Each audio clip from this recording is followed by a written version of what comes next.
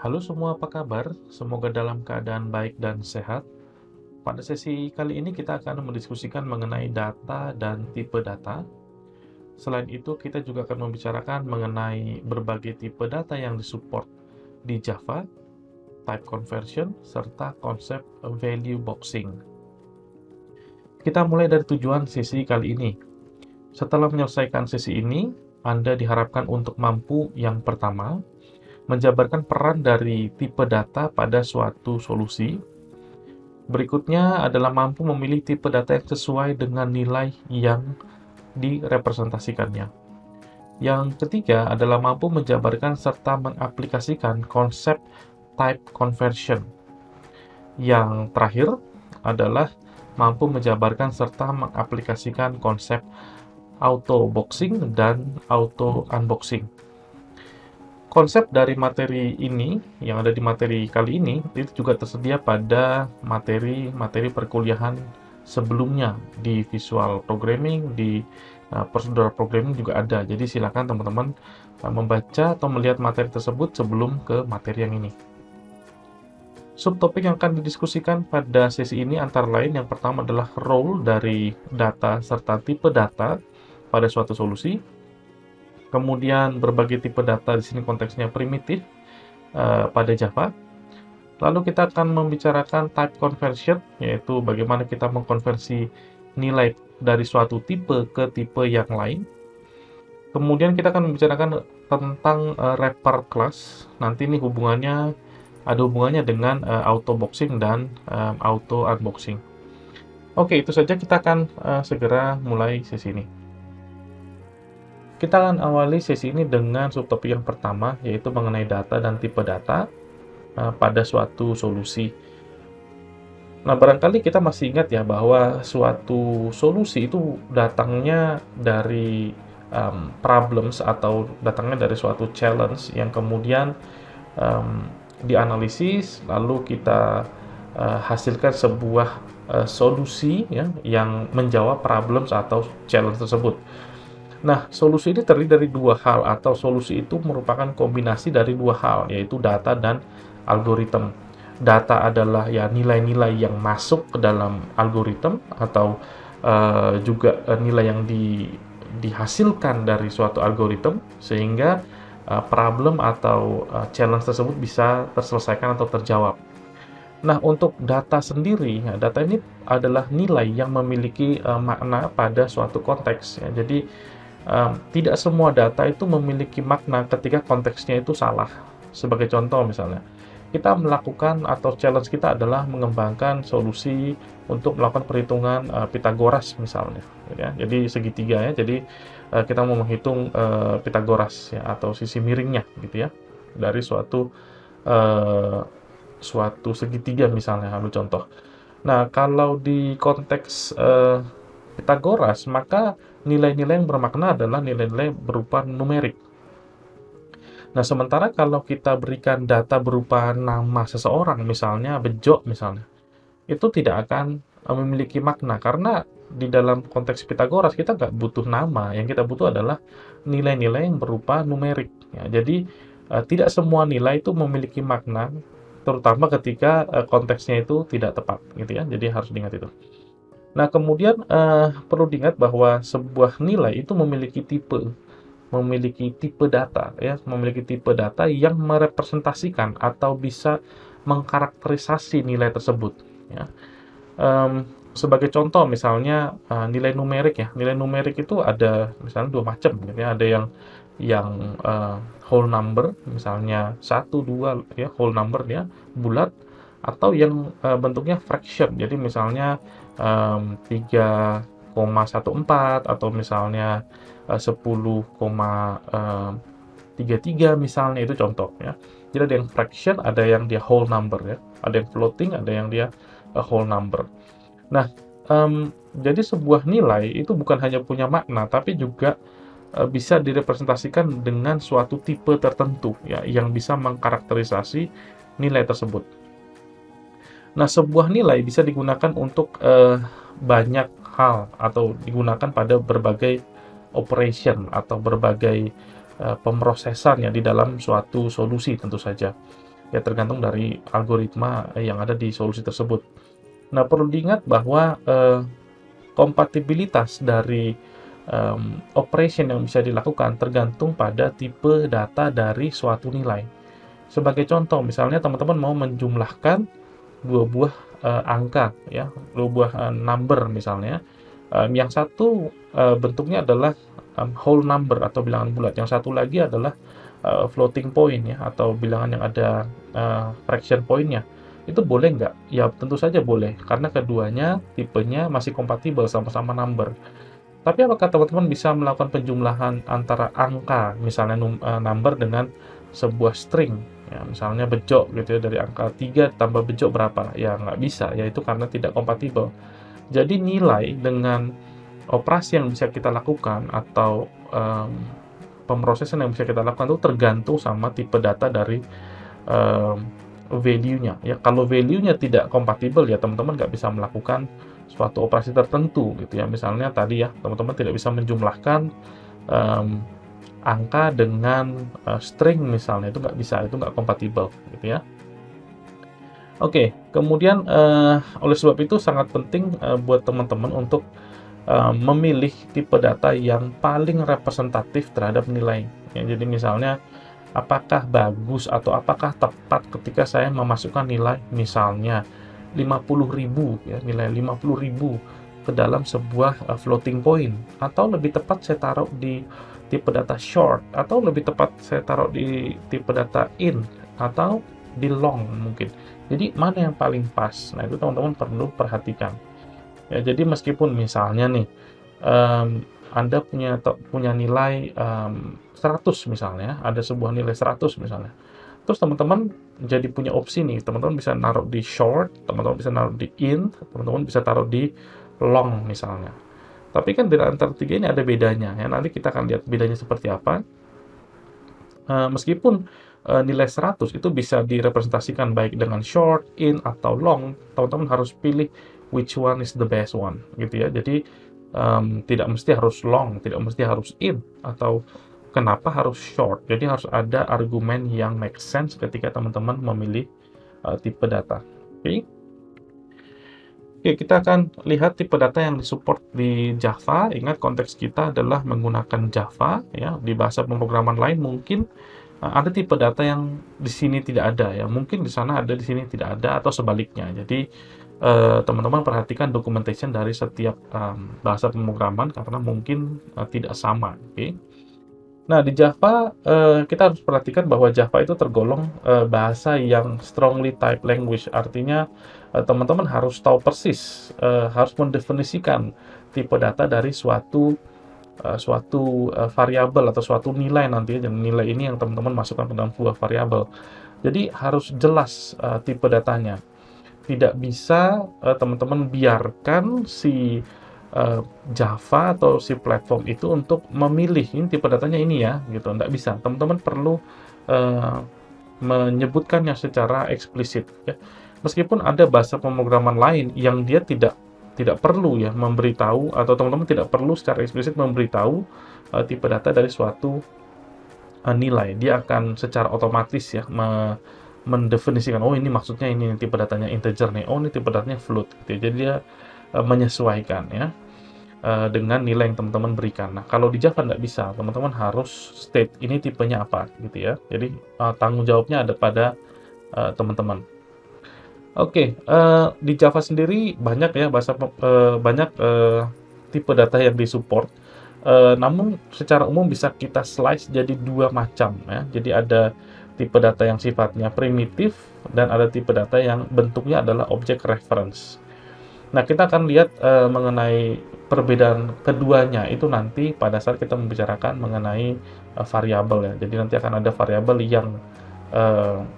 yang primitif ya untuk menyimpan nilai-nilai primitif, dan variabel yang menyimpan object reference ya. Kita akan bicarakan berikutnya, tapi kita akan agak fokus sedikit mengenai tipe data yang primitif ya. Nanti ada hubungannya dengan variabel primitif atau variabel yang menyimpan nilai-nilai primitif. Baik, untuk primitive type itu ada beberapa kategori lagi. ada yang bentuknya integer atau bilangan bulat gitu ya, whole number. Kemudian ada yang bentuknya floating point ya, ini yang ada fractionnya, ada misalnya 314 ya, 3,14 maksudnya, atau 10,33. Nah, itu termasuk yang floating. Kemudian ada boolean ya, boolean true false. Kemudian ada yang bentuknya karakter ya, huruf ya, huruf karakter lah, bukan huruf aja sih, tapi yang apa pakai single quotes gitu ya. Oke, untuk object reference bentuknya adalah macam-macam, bisa kelas, bisa interface, bisa abstrak kelas, ya macam-macam. Kita akan bicarakan ini di lain kesempatan ya. Oke, kita akan masuk ke primitive data types atau tipe-tipe data primitif. Nah, di sini saya tidak ingin terlalu mengemphasize mengenai berbagai tipe data dan karakteristiknya terlalu detail. Teman-teman saya minta untuk melihat langsung ke documentation-nya ketika teman-teman nanti mau memilih suatu tipe data ya, karena saya pikir ini terlalu robust ya, jadi saya pikir tidak usah dijabarkan di sini, teman-teman mencari sendiri.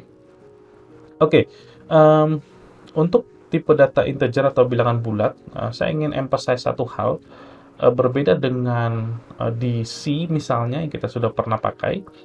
Untuk di Java tidak mengenal konsep sign atau unsigned ya. Semua apa namanya nilai yang ada di integer types itu tipenya sign atau yang ada tandanya ya, yang negatif atau positif gitu ya. Jadi tidak ada yang unsigned ya, semua sign, oke. Jadi tidak perlu teman-teman misalnya kalau ini di-convert jadi unsigned gimana? Tidak ada ya. Kalau di Java semuanya sign, oke. Jadi itu harus diingat. Nah, perlu diperhatikan di sini untuk tipe data yang family-nya integer family itu ada beberapa, mulai dari byte ya, yang paling kecil, spektrumnya atau lebar bit datanya. Ada yang byte ya, yang pertama yang paling rendah itu adalah byte, paling kecil spektrumnya, lalu short, int, dan long ya. Perhatikan di sana luas dari jumlah bitnya itu berbeda ya. Jadi ada yang 8 bit, ada yang 16 bit, ada yang 32 bit, dan 64 bit ya. Itu rentang nilainya bisa teman-teman lihat di situ ya. Teman-teman juga bisa lihat ke documentation. Oke, kita akan lanjutkan lagi. Berikutnya yang floating point ya. Nah, floating point ini untuk nilai-nilai yang ada fraction-nya, yang ada koma-komanya gitu ya, yang nggak bulat ya. Nah, di sini ada dua, float dan double ya. Jadi float dan double. Nah, untuk float itu rentangnya atau spektrumnya lebih kecil ya, daripada double. Kalau double 64, kalau float itu 32. Jadi teman-teman perlu perhatikan perbedaan ini. Oke, selanjutnya adalah boolean. Nah, untuk boolean ini paling sederhana ya. Jadi ada dua possible values. Yang pertama adalah true, atau yang kedua adalah false. Jadi teman-teman tinggal pilih true atau false ya, tergantung sama nanti teman-teman mau merepresentasikan apa gitu ya. Nah, untuk boolean ada dua ya, tadi ya, true sama false. Tipe data yang terakhir adalah karakter atau char gitu ya, jadi tipe datanya char. Nah, perbedaan yang mencolok antara Java dengan yang kita pernah pakai C adalah karakter setnya. Jadi kalau C itu karakter setnya ASCII ya, jadi hanya sampai ASCII.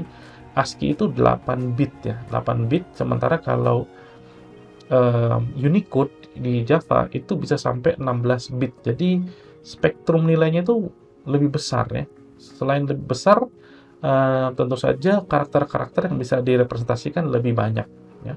Jadi teman-teman bisa nanti lihat definisi lebih lanjut mengenai Unicode characters. Jadi teman-teman bisa lihat apa sih karakternya yang disupport di Unicode ya. Silakan cari sendiri.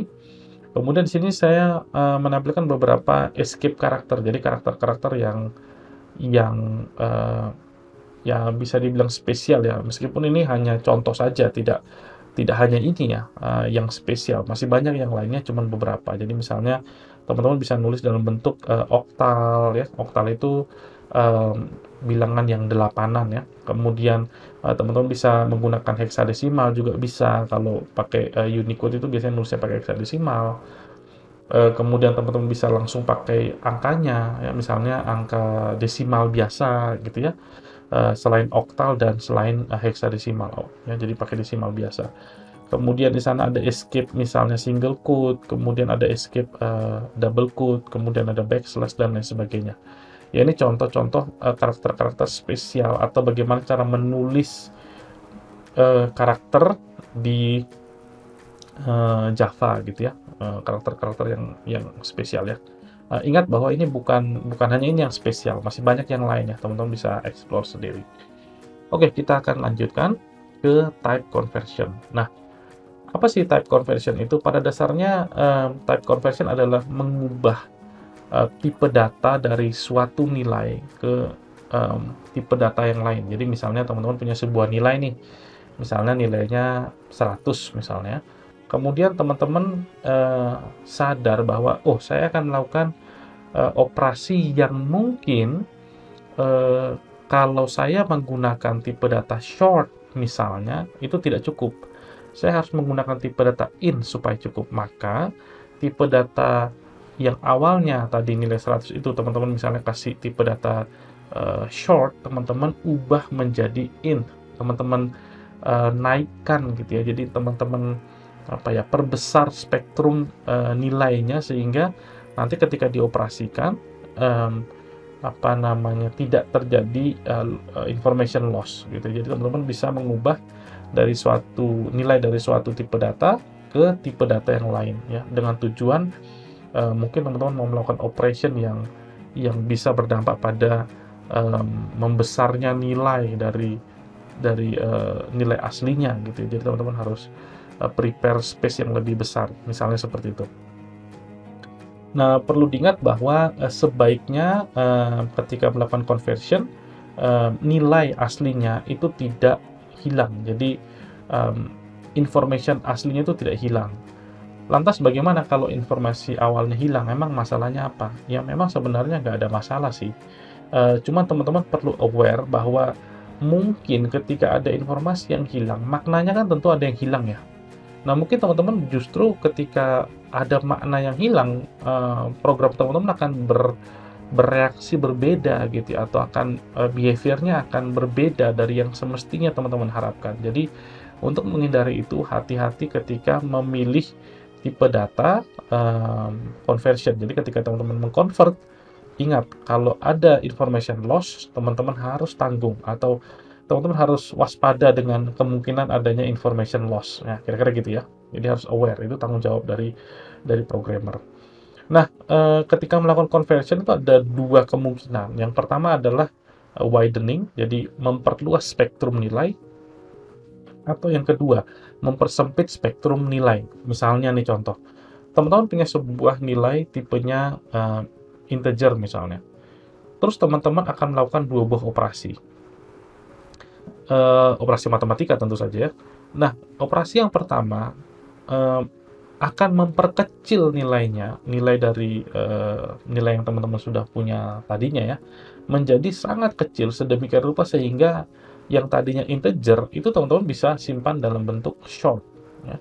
Atau sebaliknya, teman-teman, akan melakukan operasi yang akan membuat nilai aslinya itu menjadi berkali-kali lipat sehingga tidak dapat ditangani oleh integer. Jadi teman-teman perlu promote dia menjadi long misalnya. Jadi ada dua buah operasi, yang satu memperkecil nilai, yang satu memperbesar nilai. Nah, kalau memperkecil tentu teman-teman tidak perlu menyimpan ke tipe data yang terlalu besar karena space di memori Anda akan terpakai. Teman-teman perlu efisien ya. Jadi ketika teman-teman memperkecil tipe datanya sehingga spektrumnya lebih kecil, tapi selama nilainya memang masih muat di situ, ya itu namanya melakukan, apa namanya, narrowing ya, memperkecil space-nya. Tapi kalau teman-teman melakukan operation yang akibatnya memperbesar nilainya, tentu teman-teman perlu, tipe data yang spektrumnya lebih luas. Nah, itu yang disebut dengan widening, ya. Yang perlu hati-hati adalah ketika teman-teman melakukan narrowing. Ya, ini yang paling sering, sering kejadian ya. Jadi teman-teman melakukan narrowing, sementara ketika disimpan ke tipe data yang lebih kecil, ternyata space-nya itu nggak muat, gitu ya. Akhirnya ada information loss. Nah, kalau terjadi information loss, ya teman-teman harus hati-hati, ya. Teman-teman harus make sure, waspada bahwa ketika teman-teman mau pindahkan dia ke atau mau convert ke nilai yang ke tipe data yang lebih kecil, teman-teman harus pastikan information loss itu tidak akan mengubah behavior menjadi kacau ya. Behavior dari operation itu atau behavior dari program itu menjadi rusak ya. Teman-teman harus hati-hati sebagai programmer ya. Oke, itu untuk perbedaan antara widening dengan narrowing gitu ya. Nah, berikut adalah rule atau aturan ketika teman-teman melakukan widening atau memperluas spektrum nilai. Jadi di sini ada semacam tangga sebenarnya ya. Jadi flow-nya kira-kira seperti ini. Membacanya kira-kira begini. Di sini kan ada byte, short, in, long, float, dan double ya. Artinya apa yang sebelah kiri bisa dikonvert ke sebelah kanan. Tapi kalau dari sebelah kanan ke sebelah kiri, kebalik, itu modelnya adalah narrowing. Itu teman-teman harus hati-hati. Ya, di sini hanya di sini adalah contoh aturan ketika kita melakukan widening ya. Jadi kalau teman-teman punya tipe data byte, teman-teman bisa convert ke short, bisa convert ke in, ke long, dan seterusnya. Ya, kalau teman-teman punya int, teman-teman bisa convert ke long, float, dan seterusnya. Kalau teman-teman punya float, teman-teman mau convert ke long atau convert ke int, hati-hati karena mungkin saja terjadi information loss yang akibatnya bisa saja program teman-teman itu akan berperilaku aneh dalam tanda kutip ya. Aneh itu maksudnya tidak sesuai dengan harapan gitu ya, hati-hati. Oke. Jadi sini saya sudah sampaikan juga ya, saya catatkan di sini bahwa hati-hati ketika teman-teman melakukan narrowing. Ketika melakukan narrowing, data yang bukan data yang hilang ya, information yang hilang itu tidak akan meng-create suatu exception. Jadi teman-teman nggak rasa bahwa itu sebenarnya ada data yang hilang atau ada informasi yang loss ya ketika melakukan narrowing. Nah, karena tidak ada exception, teman-teman tidak sadar kadang-kadang bahwa itu telah terjadi information loss. Jadi, teman-teman sebagai programmer harus berhati-hati, yang harus bertanggung jawab, mencegah jangan sampai terjadi information loss. Kalaupun terjadi, memang itu adalah behavior yang teman-teman sengaja lakukan ya. Jangan sampai tidak sengaja, jadi teman-teman tidak tahu. Nah, di sini ada contoh, misalnya kita punya sebuah nilai 100, kemudian kita simpan dalam sebuah variabel tipenya short, ya, S gitu ya.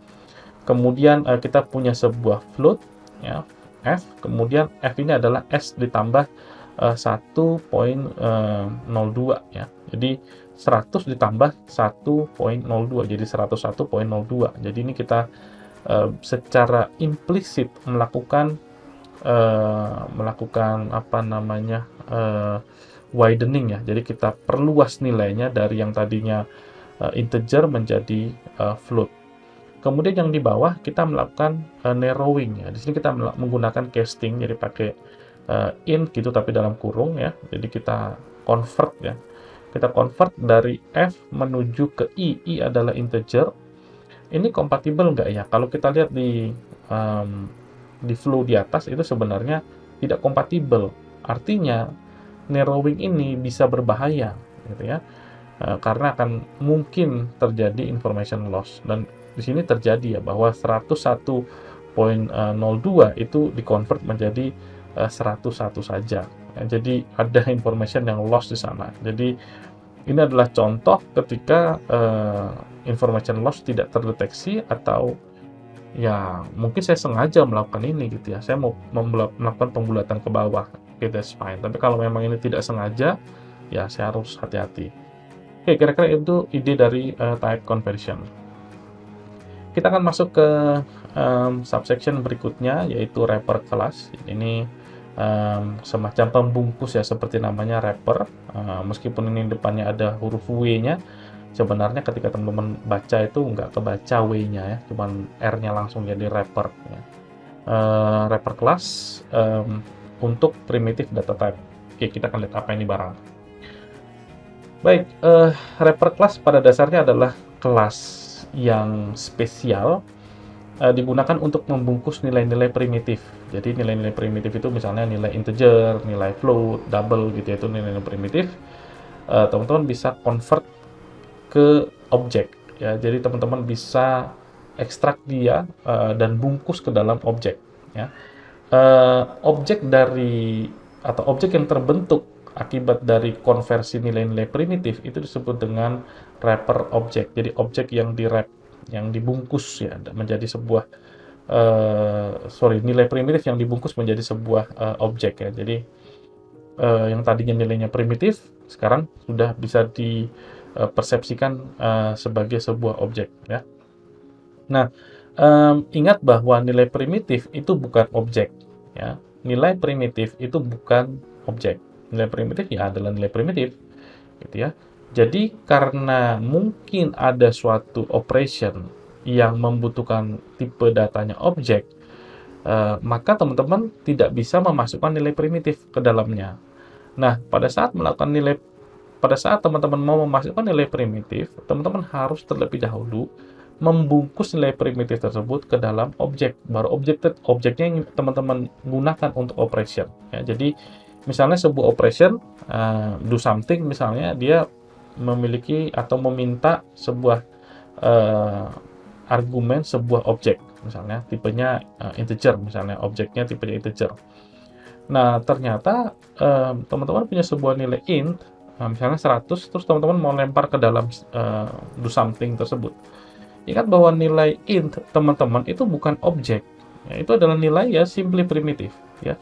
Jadi bagaimana caranya supaya teman-teman bisa gunakan nilai primitif ini ke dalam do something? Tentu teman-teman perlu mengubah atau merepresentasikan nilai primitif ini ke dalam sebuah objek yang tentu representatif. Nah, di Java itu sudah disiapkan untuk tipe-tipe data primitif bahwa semua tipe data primitif itu akan punya wrappernya masing-masing. Jadi misalnya teman-teman punya tadi ya nilai 100, tipe datanya adalah int. Nah, wrappernya sudah disiapkan, namanya adalah integer. Nah, kemudian teman-teman nanti bisa dalam tanda kutip ya membungkus nilai 100 tersebut ke dalam sebuah objek integer, kemudian nanti objek integer ini yang teman-teman lempar ke dalam do something ya, untuk bisa diproses. Nah, itu kira-kira idenya seperti itu.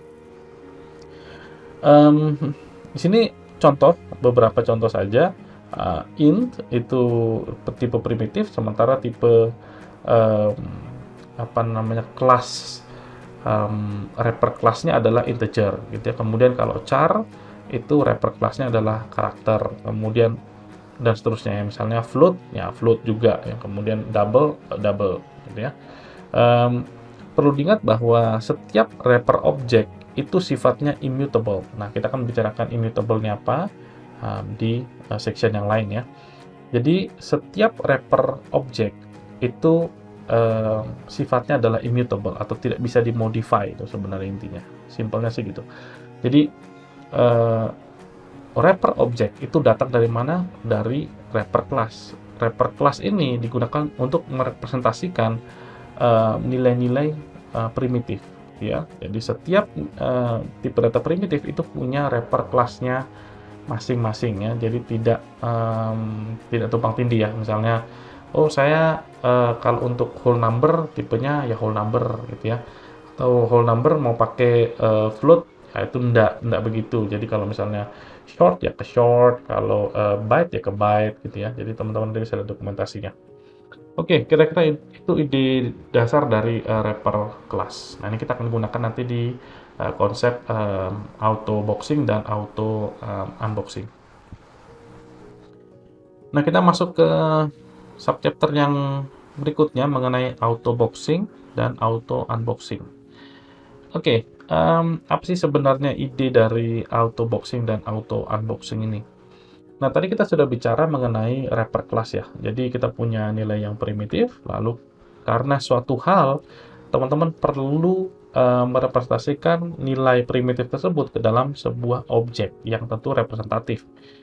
Nah, objek ini kemudian teman-teman bisa pakai di operation yang memang butuhnya objek, bukan butuhnya primitif variabel, misalnya seperti itu. Nah, konsep auto boxing dan auto unboxing adalah proses mengotomasi perubahan atau konversi atau pembungkusan dari nilai primitif ke dalam suatu objek, ya. Jadi tadi kan kita punya nilai primitif, terus kita mau bikin jadi objek gitu ya. Nah, proses pembungkusannya itu secara otomatis itu disebut dengan boxing. Jadi dari primitif ke objek itu disebut dengan auto boxing, sementara proses kebalikannya yaitu mengupas, berarti kan dibungkus ya, sekarang dikupas, dibongkar. Proses membongkar nilai yang ada dalam suatu objek, wrapper objek ke dalam atau menjadi sebuah primitive value itu disebut dengan auto unboxing. Ya, jadi unbox itu membuka ya, atau ya menguliti gitu ya, menguliti objek sehingga bisa diambil nilai primitif yang ada di dalamnya. Nah, kira-kira seperti itu. Oke, sebagai contoh di sini misalnya nilai integer ya, kalau teman-teman ubah dia atau bungkus dia ke dalam sebuah integer objek itu disebut dengan auto boxing ya. Sementara kalau kebalikannya, misalnya teman-teman punya sebuah integer objek, teman-teman ambil nilai integernya ya, nilai integer dari integer objek tersebut, ini yang disebut dengan auto unboxing ya. Jadi bedanya antara auto boxing dengan auto unboxing adalah arahnya ya, kemana dari primitif ke objek itu disebut dengan auto boxing, sementara dari objek ke primitif itu disebut dengan auto unboxing ya. Jadi proses secara otomatis itu disebut dengan autonya ya. Oke, kira-kira intinya seperti itu. Nah, di sini adalah sebuah contoh, teman-teman udah pernah lihat sebenarnya ide dari contoh ini. Jadi di sini ada string builder ya. Di sini kita punya sebuah Java program sederhana gitu ya. Nanti di sini kita punya sebuah main. Lalu di main ini kita punya sebuah string builder. Kemudian string builder ini kita punya sebuah nilai integer namanya pi ya sebenarnya. PI ini nilainya 10.000, jadi underscore itu maknanya hanya untuk memisahkan antara ribu saja ya. Itu tidak ada dampaknya sebenarnya, itu cuma memudahkan kita melihat. Kemudian kita append PI gitu ya. Jadi kita append PI ke dalam builder, jadi kita masukkan nilai PI ke dalam builder, nilai 10.000 kita masukkan ke dalam builder. Kemudian kita punya boolean, nah, kemudian nilainya itu kita set false ya. Kemudian kita masukkan si boolean itu tadi ya, b tadi ke dalam string builder. Lalu kita punya karakter tab, yaitu /t itu tab ya, tab yang ada di keyboard itu ada tab ya. Jadi kemudian tab ini atau karakter tersebut kita masukkan ke dalam builder. Kemudian kita punya sebuah float ya, nilai float fraction point. Lalu nilai float ini kita masukkan ke dalam builder ya, string builder. Kemudian kita punya sebuah integer. Nah, di sini objek ya. Jadi OI itu objek integer. Kalau tadi PI, P itu P-nya adalah primitif gitu. Jadi kalau sekarang OI, objek integer. Nah, objek integer ini saya set adalah P ya. P ini kan tadi kalau kita lihat di atas adalah primitif ya. Tapi kemudian saya simpan dia ke dalam OI. Nah, di sini terjadi auto boxing, yaitu mengubah dari atau membungkus nilai integer ke dalam sebuah objek yang kebetulan nama kelasnya adalah integer gitu ya. Jadi kita convert atau kita bungkus lebih tepatnya, atau kita boxing dia ya. Kita bungkus dia. Kemudian kita masukkan OI ke dalam builder. Jadi di sini yang kita masukkan ke dalam builder adalah OI, bukan PI. Ya, jadi kita masukkan dalam builder. Loh, memangnya builder ini menerima objek ya? Nah, kita nanti akan lihat documentation-nya ya. Kemudian yang tadi di sini kita juga print isi dari builder ya. Kita akan lihat documentation dari builder sendiri atau string builder. Nah, di sini teman-teman bisa perhatikan ya bahwa string builder itu menerima objek ya, menerima objek sebagai masukan atau sebagai parameter tipenya objek ya. Nah, perlu diperhatikan di sini bahwa string builder itu sebenarnya secara tidak langsung adalah keturunan atau descendants dari kelas objek. Jadi meskipun di sini disebutkan saya mintanya objek, kok bisa dimasukkan integer? Ya bisa, karena integer adalah turunan secara langsung ataupun tidak langsung dari kelas objek. Jadi objek ini adalah suatu kelas yang spesial di Java, di mana semua kelas lain yang ada di Java itu adalah turunan langsung atau tidak langsung dari objek. Jadi turunan suatu kelas itu bisa digunakan untuk menggantikan ancestornya ya. Mungkin Anda belum ngerti ya, nanti kita akan bicarakan di konsep inheritance, tapi kira-kira gitu. Jadi string builder ini menerima objek dari kelas objek gitu ya. Sementara integer bukan objek tapi turunan dari objek, maka integer bisa diterima di sini ya. Oke, ininya sebenarnya kira-kira gitu. Mudah-mudahan teman-teman nggak terlalu bingung. Kalau bingung, teman-teman bisa putar lagi videonya. Oke, nah di sini adalah contoh yang lain ya. Contoh melakukan boxing dan unboxing. Di sini kita punya sebuah nilai namanya P ya. P ini adalah primitif integer gitu ya, primitif int gitu, nilainya adalah 10. Kemudian kita punya sebuah list ya, list of integer. Ingat di sini integernya adalah objek ya. Nanti dia akan menerima object of integer gitu ya. Jadi kalau pakai tanda kurung tajam itu artinya generics ya. Teman-teman belum nyambung mungkin dengan ini. Generics itu teman-teman bisa specify data type ya, yang akan bisa ditangani oleh si list ya. Jadi itu kan di sebelah kiri namanya list ya. Jadi list ini adalah sebuah interface. Kemudian di sebelah kanan ada new array list ya. Array list ini adalah sebuah kelas yang mengaplikasikan atau mengimplementasi list. Jadi list itu interface, sementara array list ini adalah sebuah kelas ya. Belum nyambung ya, kita akan bicarakan ini nanti ketika polymorphism ya. Jadi kita di subtopik di topik polymorphism kita akan bicarakan mengenai interface ya, tapi idenya gitulah ya.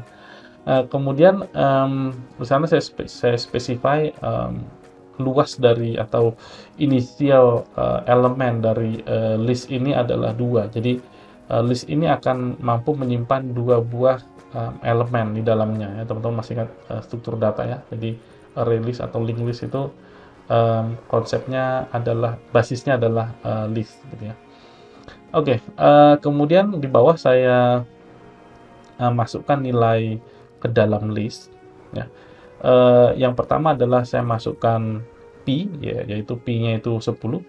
Kemudian yang kedua saya masukkan P dikali 2 ya, P dikali 2 10 dikali 2 ya, jadi 20. Kemudian di bawah saya masukkan sekali lagi P ditambah 2. Loh, ini kan sudah masuk yang ketiga ya. Ini kan angka yang ketiga, nilai yang ketiga ya.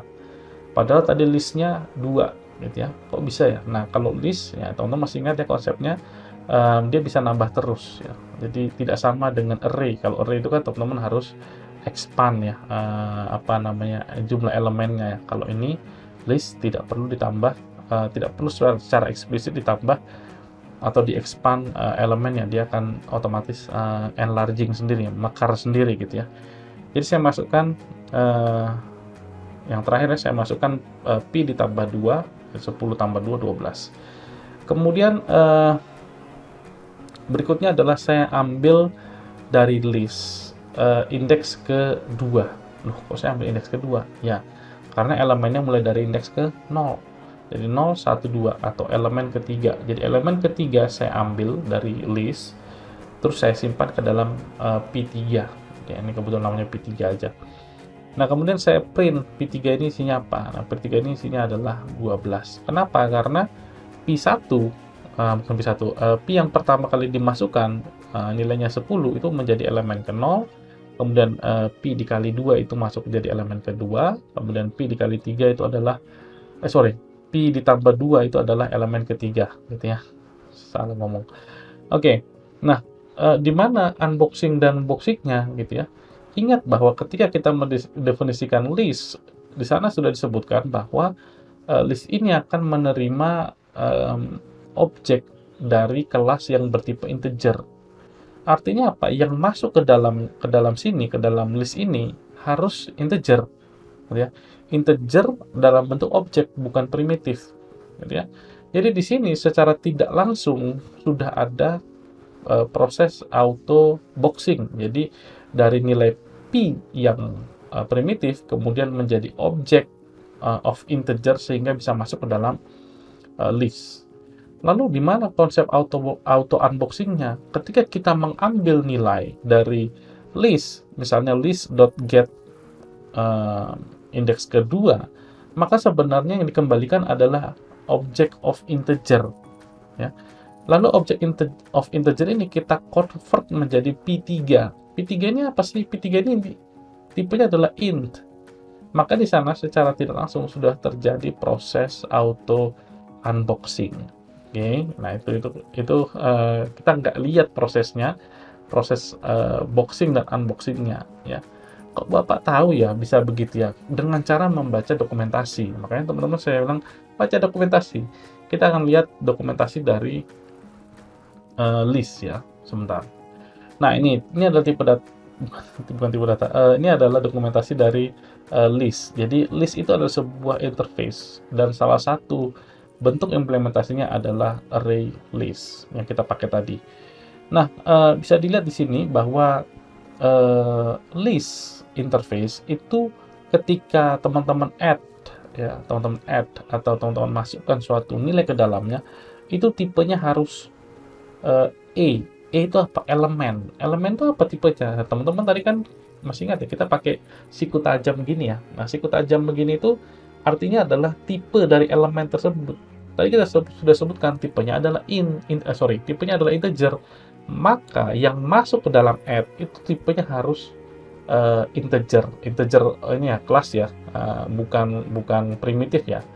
Jadi ketika masuk itu terjadi auto boxing, sementara ketika Anda get ya itu tidak terjadi auto unboxing. Tapi ketika teman-teman simpan dia ke dalam P3, kalau nggak salah namanya P3 ya, ketika teman-teman masuk ke dalam P3, disitulah terjadi auto unboxing. Jadi bukan ketika teman-teman get itu terjadi auto unboxing, bukan, tapi ketika teman-teman simpan hasil dari get itu ke dalam sebuah variabel tipenya int, di sanalah terjadi auto unboxing. Oke, mudah-mudahan bisa nyambung. Teman-teman bisa putar lagi videonya. Saya pikir cukup untuk sesi kali ini. Silakan teman-teman mungkin rewind lagi ya supaya bisa refresh, bisa lebih paham lagi. Nah, berikut adalah referensinya. Saya pikir cukup. Sekali lagi terima kasih buat teman-teman. Sampai ketemu di sesi pembelajaran yang lainnya. Thank you. Ciao.